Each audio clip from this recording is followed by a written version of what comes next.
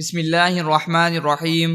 سب سے بہترین دعا رسول اللہ صلی اللہ علیہ وسلم نے ارشاد فرمایا، بندہ جو بھی دعا مانگتا ہے وہ اس دعا سے زیادہ بہتر نہیں ہو سکتی۔ دعا سماعت فرمائیں۔ بسم اللہ الرحمن الرحیم۔ اللہم انی اسألک المعافاة فی الدنیا والآخرہ۔ ترجمہ: اے اللہ، میں تجھ سے دنیا اور آخرت میں عافیت چاہتا ہوں۔